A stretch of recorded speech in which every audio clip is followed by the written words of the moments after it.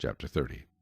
Now when Rachel saw that she bore Jacob no children, Rachel envied her sister, and said to Jacob, "Give me children, or else I die." And Jacob's anger was aroused against Rachel, and he said, Am I in the place of God, who has withheld from you the fruit of the womb?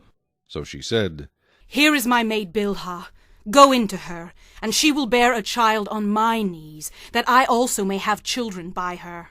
Then she gave him Bilhah, her maid, as wife, and Jacob went into her.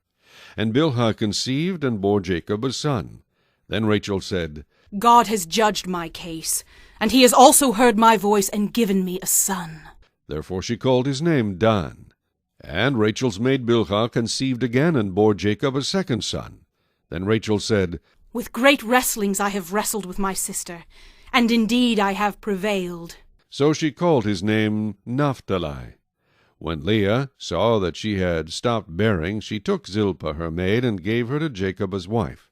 And Leah's maid Zilpah bore Jacob a son. Then Leah said, A troop comes. So she called his name Gad. And Leah's maid Zilpah bore Jacob a second son. Then Leah said, I am happy, for the daughters will call me blessed. So she called his name Asher. Now Reuben went in the days of wheat harvest, and found mandrakes in the field, and brought them to his mother Leah. Then Rachel said to Leah, Please give me some of your son's mandrakes. But she said to her, Is it a small matter that you have taken away my husband? Would you take away my son's mandrakes also? And Rachel said, Therefore he will lie with you tonight for your son's mandrakes.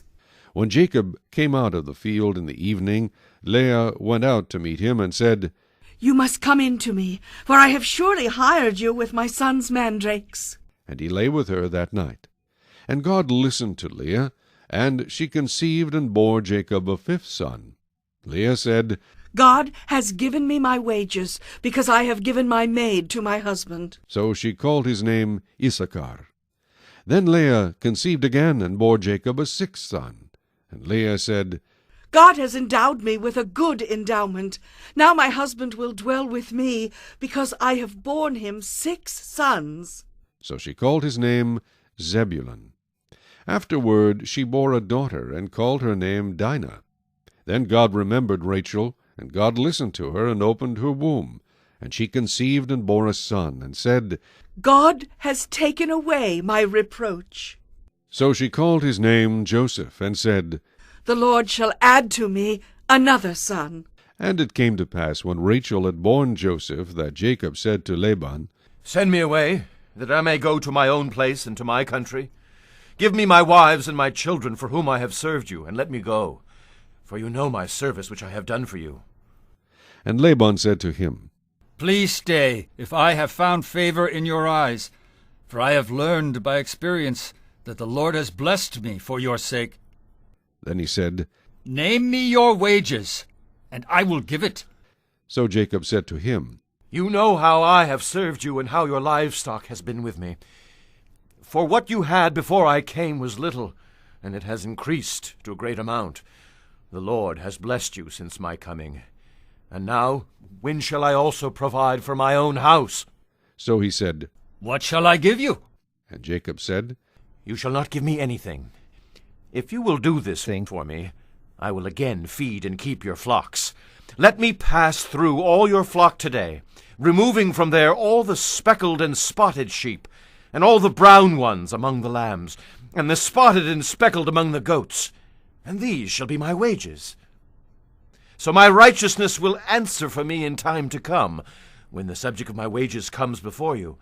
Every one that is not speckled and spotted among the goats, and brown among the lambs, will be considered stolen, if it is with me.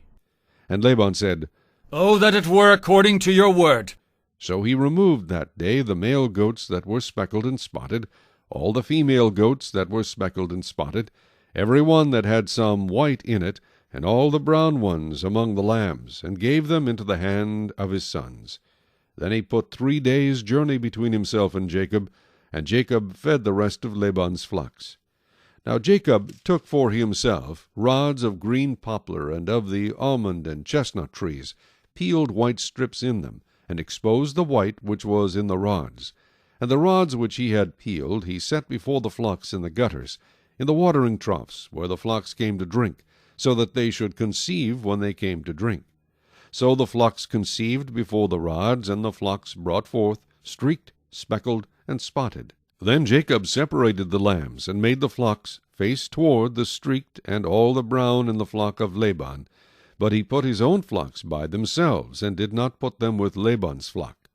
And it came to pass, whenever the stronger livestock conceived, that Jacob placed the rods before the eyes of the livestock in the gutters, that they might conceive among the rods.